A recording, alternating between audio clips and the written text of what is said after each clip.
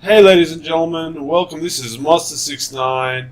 Welcome to Port Olisar. I'm just doing some clothes shopping. I decided to do this vlog, and in this video we'll be asking ourselves, what is a light fighter exactly, and how does the Anvil Arrow stack up?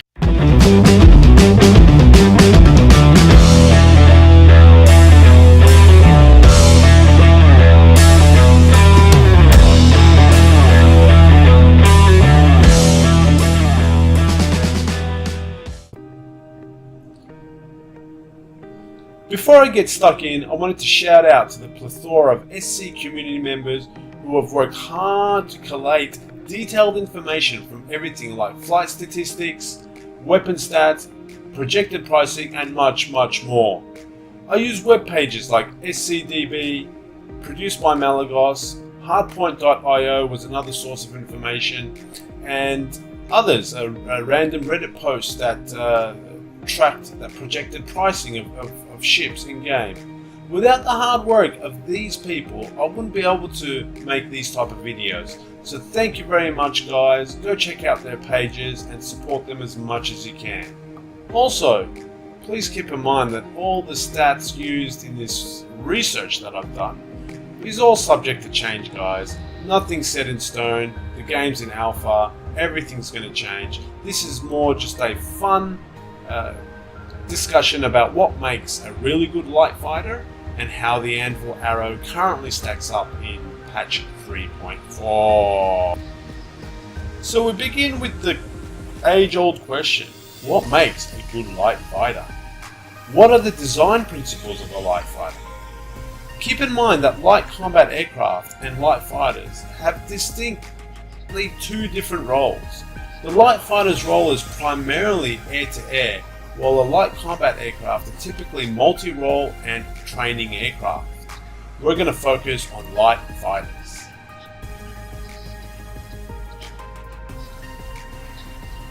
Who's that guy? He's looking for a job. So what I've done is I've handpicked the Buccaneer, the Mustang Delta, the Gladius, the Aurora LX, and the Hartual for the Arrow to go up against. And also, guys, just keep in mind it's actually it's not 2949, so we can only rely on the design principles used in 2019. And let me introduce to you the main design principles of a light fighter. Rule number 1: element of surprise. Due to the smaller total surface area of light fighters, they are harder for enemy pilots and radars to detect. Considering 80% of air-to-air kills happen without the target not knowing what hit him or her, the element of surprise means victory. The small fighter is typically invisible to opposing pilots beyond about 4 miles, whereas a larger fighter... Oh, sorry. Someone's shooting at someone out there. Whereas a larger fighter is typically visible at about 7 miles. That's almost double the distance of a light fighter. Even though typically heavy fighters have 33% more powerful radars, the larger surface area of the heavy fighter makes them more susceptible to the weaker radars typically found on light fighters. So do you see the conundrum? The technology difference is balanced out by the size difference between a light and a heavy fighter. Oh yeah. Rule number 2: numerical superiority in the air. Light fighters should be simpler, smaller, and cheaper designs compared to their heavy fighter cousins. This means they are cheaper to maintain, cheaper to make. They also fly a lot more sorties because they're cheaper to run. As an example, as of 2013, total heavy F-15C operating costs is reported at $41,900 per hour, and the light F-16C cost is at $22,500 per hour. Again, almost half the price to fly an F-16 than an F-15 on a mission. Rule number 3: superior maneuverability. The famous saying, wrapping the smallest possible airframe around the most powerful available engine, is what light fighter designers live and die by. With their light airframes, powerful engines relative to their weight, and simple designs, means the light fighter typically has very low wing loads and excellent thrust to weight ratios. Excellent. Rule number 4 is weapon system effectiveness. Now typically this is where the light fighters are at a disadvantage. To maintain low wing loads, they typically have less armament than their heavy fighter brethren. However, typical dogfighters are over in a matter of seconds, therefore the amount of weapons becomes irrelevant.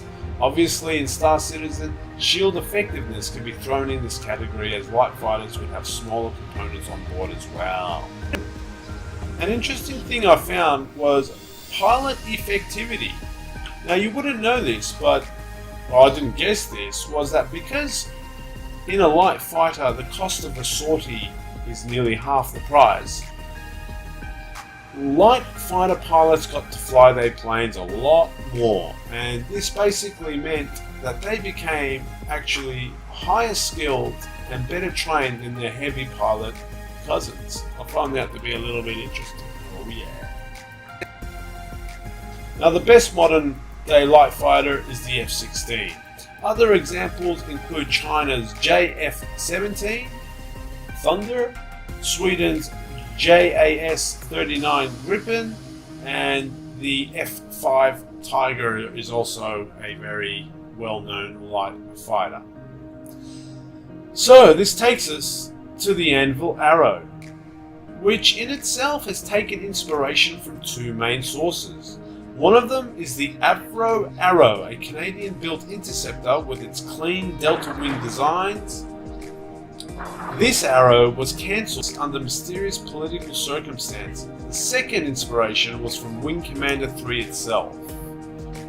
And as you can see, there are definitely massive similarities between the two.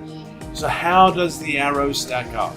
Keep in mind, most of the statistics, guys, are not finalized, so this is a 3.4 patch 3.4 specific comparison. So let's have a look. Design principle number 1.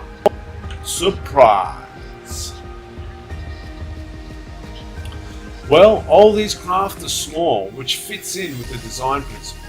Now in Star Citizen, there are 3 parameters which determine if you are detected or not.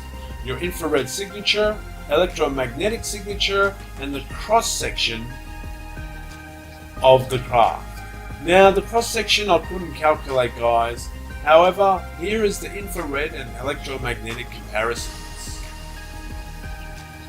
So keep in mind, the shorter the bar, the better. The infrared is yellow and the electromagnetic is blue. So what stands out here, guys, is the Mustang Delta has a significant signature, which is not good. You're not really going to surprise anyone like that. On a closer look, it seems that its rocket pods, strangely, are the ones that make the most noise. The Arrow, on the other hand, has the best or lowest electromagnetic signature and an excellent infrared signature as well, so a big tick there for the Arrow. Special mention to the Khatu Al for also having very low signatures, specifically the lowest infrared. Principle number 2, numerical superiority in the air. Well, this has all to do with simplicity of design, using already developed components, but most importantly, the cheapest possible aircraft to produce, maintain, and to take out on a sortie. All I could obtain was the projected cost obtained from a Reddit post, so let's have a look. Unfortunately though, I couldn't get the Arrow projected in game costs, so that was a bummer. But the winner here at the moment is the Aurora and the Mustang. Both are very cost effective, which means budding generals with limited budgets could potentially outswarm their opponents using these two craft.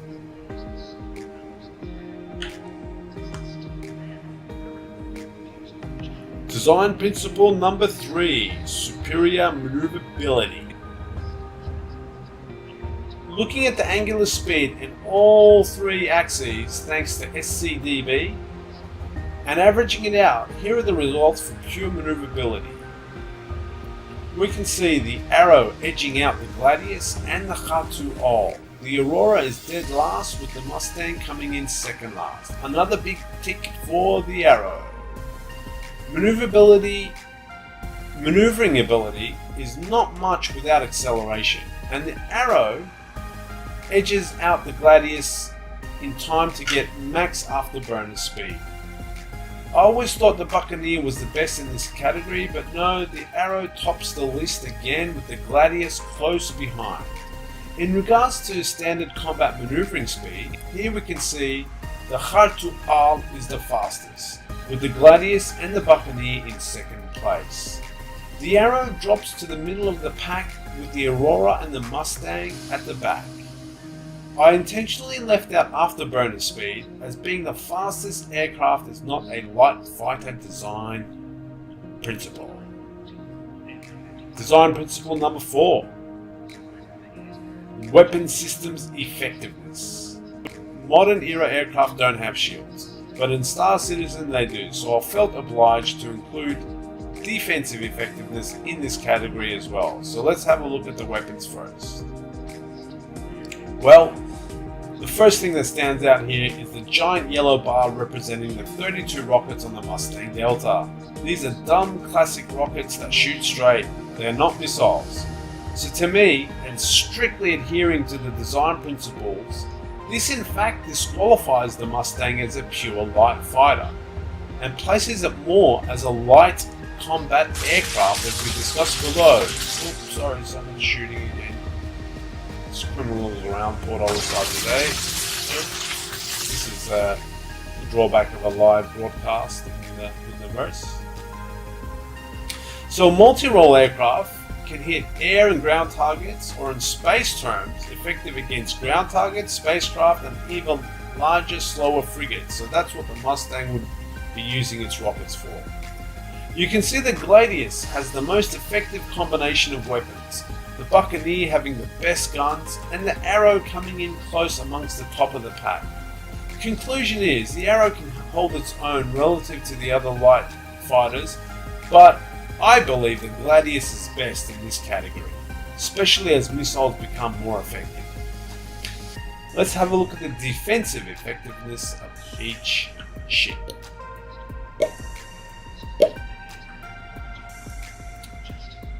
Surprisingly to me, the Arrow here is near the top of the pack, with the Gladius again leading this category.